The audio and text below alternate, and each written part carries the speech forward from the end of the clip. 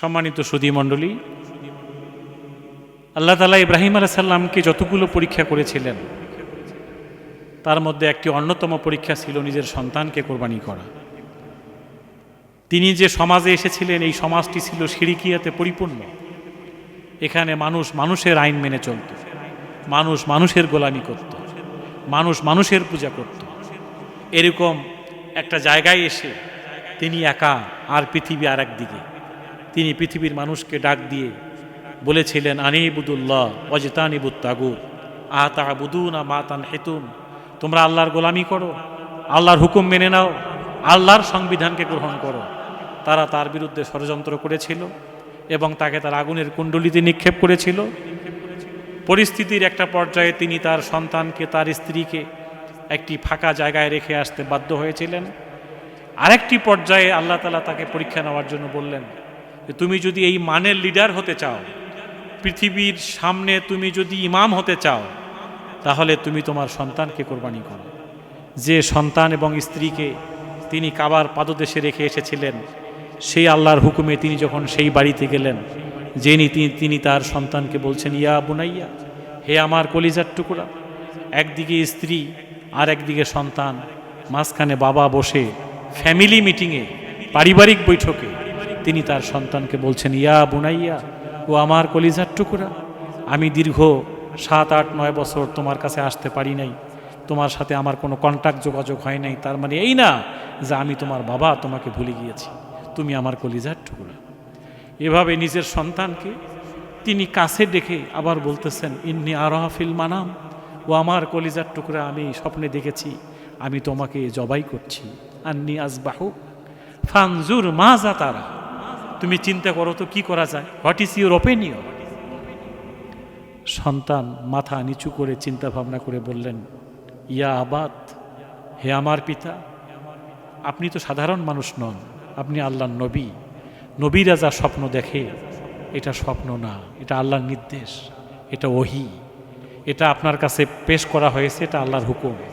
ইফআল মা তুমারু, আপনাকে যা নির্দেশ দেওয়া হয়েছে আপনি সেটা বাস্তবায়ন করুন, আপনি সেটা এক্সিকিউট করুন, আপনি সেটা ইমপ্লিমেন্ট করুন।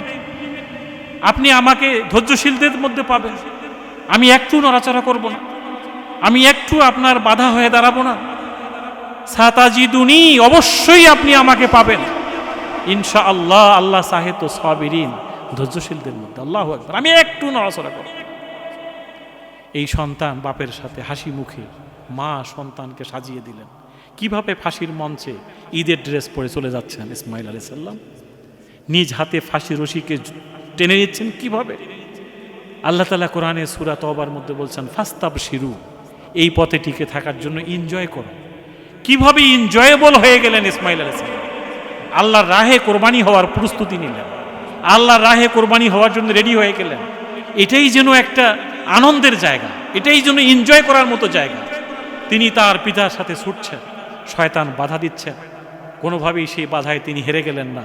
শয়তানকে পাথর মেরে চলে গেলেন জিহাদের ময়দানে, চলে গেলেন কোরবানি করার মঞ্চে। সেখানে তিনি বাবাকে বললেন, আব্বু, আমাকে সুন্দর করে চোখগুলো বেঁধে দাও, তোমার চোখগুলো বেঁধে নাও, যাতে করে সন্তান হিসাবে, বাবা হিসাবে যেন আমাদের মধ্যে কোনো মায়ার উদ্রেক না হয়, কোনো ভালোবাসার জন্ম না নেয়। তিনি বললেন, আমার কাপড়গুলো আপনি আমার মাকে পৌঁছাই দিবেন, এবং বললেন তরবারিটা ভালো করে ধার দিয়ে নেন, এবং বললেন যে আব্বু, আমাকে আপনি উপর করে শুয়ে দিয়েন, যাতে করে আপনার মায়া আমার উপরে না জাগে। তিনি তরবারি ধার দিলেন, ছুরি চারাই দিলেন, কোনোভাবেই ইসমাইল কোরবানি হচ্ছে না। আল্লাহ তাআলা আসমান থেকে ডাক দিয়ে এই কোরবানির মঞ্চ, এই দৃশ্য তিনি নিজেই অবলোকন করে পৃথিবীর থেকে, আসমান থেকে আহ্বান করলেন, ডাক দিলেন, ও ইব্রাহিম, কাদ সাদ্দাকতা রুইয়া ইন্নাকা যালিকা নাজিজিল মুহসিনিন। আমি এই কোরবানির দৃশ্য দেখেছি, আমি তোমার ঈমান পরীক্ষা করে দেখেছি, তুমি এই পরীক্ষায় 100% নম্বর পেয়ে পাশ করেছো। তোমার কোরবানি আমার চোখে পড়েছে, আমি দেখতে চেয়েছিলাম তুমি তোমার সন্তানকে আল্লাহর দ্বীনের জন্য কোরবানি করার জন্য প্রস্তুত কিনা। এভাবে ইব্রাহিম আলাইহিস সালাম এরকম একটা কঠিন পরীক্ষায় পাশ করেছিলেন। আল্লাহ তাআলা এই দৃশ্যটি কিয়ামত পর্যন্ত কেন রাখলেন?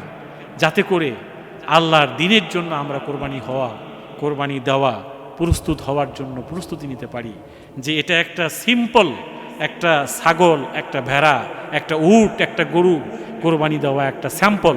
আমি জন্য বাস্তবে আল্লাহর দিন এই সমাজে কায়েম করার জন্য নিজেও যদি আল্লাহ আমার কোরবানি কবুল করেন, আমি সেই কোরবানি হওয়ার জন্য প্রস্তুত, যেভাবে ইসমাইল প্রস্তুতি নিয়েছিলেন।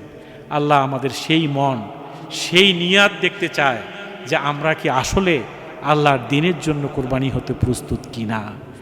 যেভাবে ইব্রাহিম ইসমাইল সেই পরীক্ষায় পাশ করেছিলেন, আল্লাহ আমাদের সকলকে আল্লাহর দিনের জন্য, আল্লাহর কোরআনের জন্য, আল্লাহর আইনের জন্য এরকম পরীক্ষায় পাশ করার, পরীক্ষায় অবতীর্ণ হওয়ার তৌফিক দান করুক।